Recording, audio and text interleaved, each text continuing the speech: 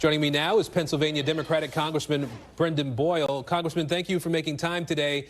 Obviously, the convention ended on Thursday. A lot of enthusiasm for Democrats there, certainly some momentum on the Democratic side here. We've even heard the Trump campaign reportedly say that it believes that Vice President Harris is going to get a convention bump in the polls in the days to come. How did they keep that momentum going? Would you have wanted to see some rallies to sort of keep the foot on the gas this past weekend coming into this week? Well, it's great to be with you, and you're exactly right. It was just a spectacular convention, maybe the best Democratic convention since 1992. This race is in a dramatically different place now than where it was just 5 weeks ago. And I've never seen a Democratic Party more unified, which will really help us in an election which I believe, and I'm a little bit biased as a proud Pennsylvanian, but I believe this election will come down to my state more than any other. And we know from 2016 and 2020, the margin we're talking about is 1% or less. Now, I think Kamala Harris and Tim Walz have been doing an outstanding job on the campaign trail. They've been far more active than the Trump campaign. I think they've held 5 times more rallies than Donald Trump over those last 5 weeks, or certainly since Tim Walz was picked as the VP. And I wouldn't be surprised if you saw that sort of pace keep up, with the exception, of course, for time off from the trail to prepare for the debates if and when they happen. So you talked about Pennsylvania being potentially the deciding factor in this race. We know that President Biden had a bit of an advantage because of his long ties to that state. How does Vice President Harris win Pennsylvania in particular? Yeah, I wish that I could give you one easy answer, but that's part of the challenge of winning a state like Pennsylvania. We're urban, suburban, and rural. You don't have the luxury of just focusing on one slice of the electorate. You have to pay attention to African-American and Hispanic voters in Philadelphia, also a large swath of working class voters that are white, black, Hispanic, and Asian, especially in the northeastern part of the city, some 400,000 people. And then you go 7 hours to the opposite end of the state in northwestern PA. You have Erie, one of only 2 counties in Pennsylvania which actually flipped. It had voted narrowly for Trump in 2016 and voted for Biden in 2020. That's also a large working class community, largely white. And then finally, you have a lot of suburban areas, especially suburban Philadelphia, but also the suburbs of Pittsburgh and South Central PA, where you increasingly have heretofore Republican-leaning, college-educated voters who are now voting Democratic in bigger numbers than ever before.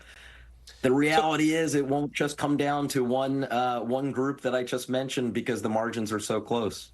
And people are asking, well, what is she going to do, right? I was in Pittsburgh when the vice president visited Beaver County and Allegheny County a couple of weekends ago. There are a lot of people who don't know if a Harris administration would be a continuation of President Biden's policies with a younger president, or if there would be a real change in trajectory there. If a voter asks you how a Harris administration would be different from a Biden administration, what do you tell them?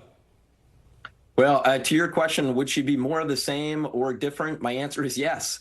The fact is that every vice president may have similarities to the president who they served, but also is their own person. We saw that with Joe Biden. He had different policies in some areas relative to Barack Obama. We saw it way back in the late 1980s. George Herbert Walker Bush was similar to Ronald Reagan, but different in key ways. I would say that the campaign that's able to win this election will be the one who talks about what the platform is for voters and their families for the next 4 years, not the previous 4 years. That's what this election is about. And time and time again, Bill Clinton had it right at the convention.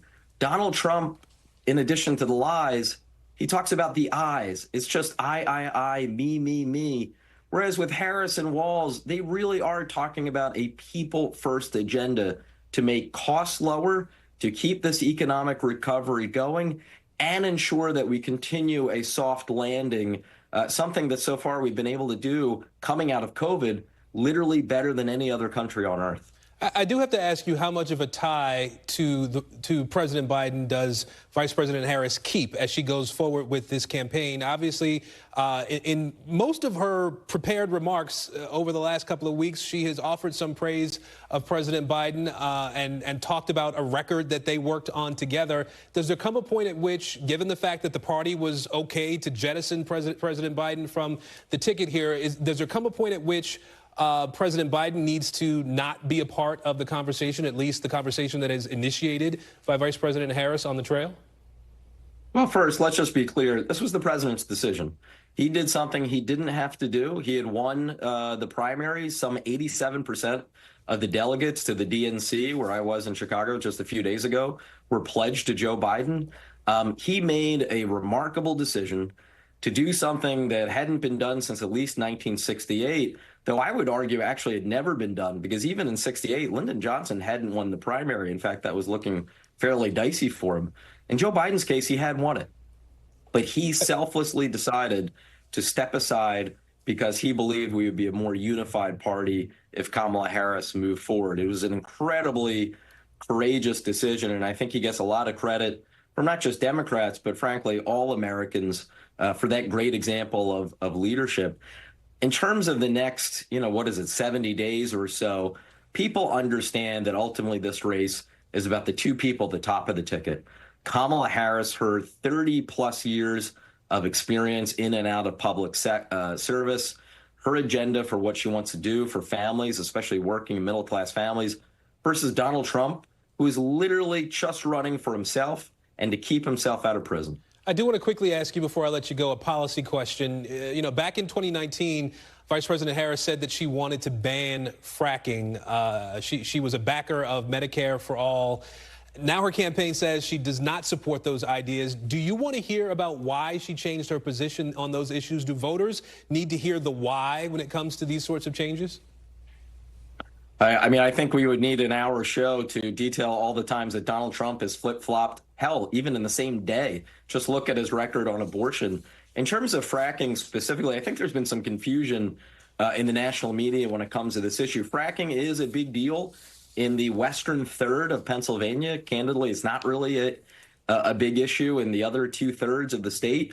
I have a policy, and that is if someone is evolving on an issue and they're coming to the position that I hold, I say thank you very much. So I happen to share the same position that Kamala Harris is. I think overall, while not perfect, fracking has been a net positive for our state. Understanding, though, we are still in this evolution to finally move toward a completely carbon-free future, which we really need to get to over the next 20 years. All right, we've run out of time, so we'll leave it there. Congressman Brendan Boyle, we appreciate your time today. Thank you. All right, thank you. Thanks for watching. Stay updated about breaking news and top stories on the NBC News app or follow us on social media.